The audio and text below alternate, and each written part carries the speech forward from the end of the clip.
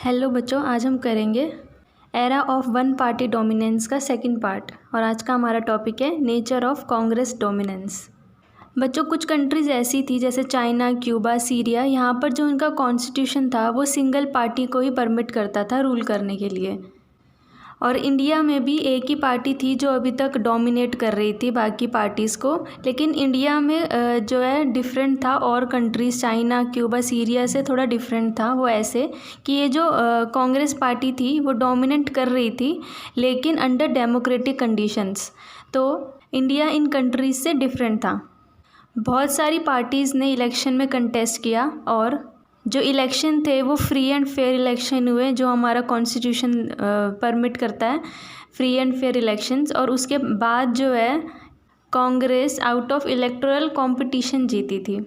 तो क्या रीज़न्स थे जिसकी वजह से कांग्रेस पार्टी जो है वो डोमिनेट कर रही थी? पहला तो ये legacy of freedom struggle. Congress party जो है बहुत ही पुरानी पार्टी थी फ्रीडम स्ट्रगल के टाइम से, तो इसीलिए जो उसकी लेगेसी थी उसकी वजह से भी कांग्रेस को सपोर्ट मिला जीतने में। बहुत सारे लीडर्स थे फ्रीडम स्ट्रगल के जो कांग्रेस के अंदर लीडर्स थे, पॉलिटिकल लीडर्स थे। और क्योंकि वो ऑलरेडी वेल नोन पार्टी थी इसीलिए भी उनको इलेक्शंस में जीत हासिल हुई। नेक्स्ट हमारा टॉपिक है Congress as social and ideological coalition. जो कांग्रेस पार्टी थी उसके अंदर इंग्लिश स्पीकिंग अपर कास्ट लोग थे, अपर मिडिल क्लास लोग थे और अर्बन इलाइट्स थे। लेकिन हर सिविल डिसओबीडियंस मूवमेंट के बाद जो कांग्रेस का सोशल बेस था वो एक्सपैंड होता गया। इसके अंदर पीजेंट्स, इंडस्ट्रियलिस्ट, विलेजर्स और हर कास्ट के लोग जो है वो शामिल होने लग गए। और इंडिपेंडेंस के टाइम तक ये पार्टी बहुत ही ह्यूज बन चुकी थी। इसमें revolutionary, pacifist, conservative, radical, extremist, moderate सभी तरह के लोग थे। इसलिए इतनी सारी आइडियोलॉजीज़ होने के बावजूद, इतनी सारी आइडियोलॉजीज थी इसके अंदर, इसलिए हम कह सकते हैं कि कांग्रेस पार्टी एक आइडियोलॉजिकल कोलिशन था। इतने सारे आइडियाज़ का गठबंधन था। कुछ ग्रुप्स जिनके बिलीव्स जो है वो बिल्कुल डिफरेंट थे इस ऑर्गेनाइजेशन से, उन्होंने जो है कांग्रेस का साथ छोड़ दिया और अपनी अलग पार्टी बना ली। जैसे सोशलिस्ट पार्टी बनी थी, जो हमने पार्ट 1 में पढ़ा भी था कि वो कैसे बनी थी। नेक्स्ट हमारा टॉपिक है tolerance and management of factions. किसी भी कोलिशन में कॉम्प्रोमाइज़ और इंक्लूसिवनेस जो है वो बहुत ही ज़रूरी होते हैं। कांग्रेस में हर तरह के जो मेंबर्स थे, हर आइडियोलॉजी के मेंबर को जो है आने की इजाज़त थी। बहुत सारे लोग थे जिनके अलग आइडियाज़ थे, इसलिए बोल सकते हैं कि इंक्लूसिवनेस की वजह से भी ये पार्टी इतनी ह्यूज थी। और दूसरा है कॉम्प्रोमाइज़। अगर कोई एक ग्रुप जो है अपनी पोजीशन से खुश नहीं है तो वो कॉम्प्रोमाइज़ करता था और पार्टी के अंदर ही जो है दूसरे ग्रुप के साथ फाइट करता था उस पोजीशन के लिए, ना कि पार्टी छोड़ कर जाता था। इसकी वजह से भी कांग्रेस बहुत टाइम तक जो है अपोजिशन पार्टीज़ को डोमिनेट करती रही। अब क्योंकि इसमें इतने सारे आइडियोलॉजी के लोग थे, इतने सारे तरह के लोग थे पार्टी के अंदर, इसलिए जो भी अपोजिशन पार्टी कहना चाहती थी वो ऑलरेडी जो है कांग्रेस कर देती थी।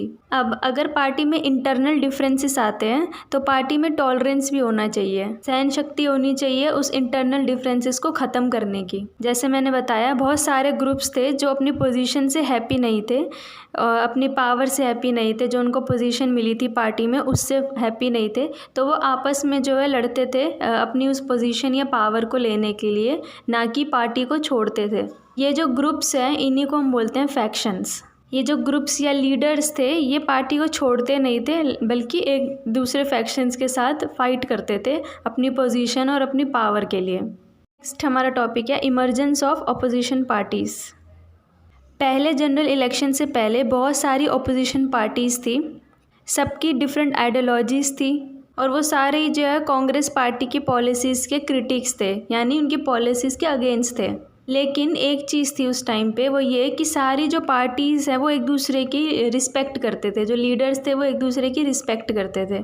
जैसे कि जब इंटरिम गवर्नमेंट बनी थी, इंटरिम गवर्नमेंट जो टेम्परेरी या शॉर्ट टाइम के लिए बिना इलेक्शन के स्टार्टिंग में इंडिपेंडेंस के टाइम पे जो गवर्नमेंट बनी थी, उसके अंदर जो है अपोजिशन पार्टी के लीडर जैसे डॉक्टर भीमराव अंबेडकर, श्याम प्रसाद मुखर्जी वो भी थे।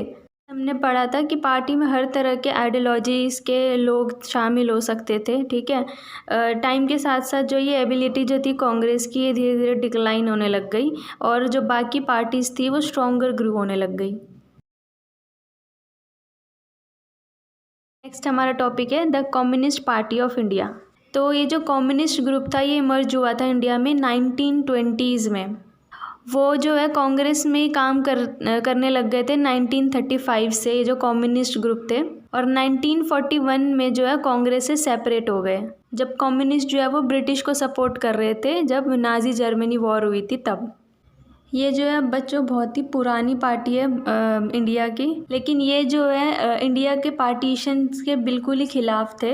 इंडिपेंडेंस के बाद जो है कुछ एरियाज़ में जैसे तेलंगाना, केरला, वहाँ पर और स्पेशली तेलंगाना में इन्होंने जो है वॉयलेंट अपराइजिंग की, जो मोनार्क्स थे जो अपनी पावर जो है वो छोड़ना नहीं चाहते थे उनके खिलाफ, और इन्होंने जो है वॉयलेंस को सपोर्ट किया वहाँ पर, लेकिन उनको जो है ज़्यादा सपोर्ट, पॉपुलर सपोर्ट नहीं मिला।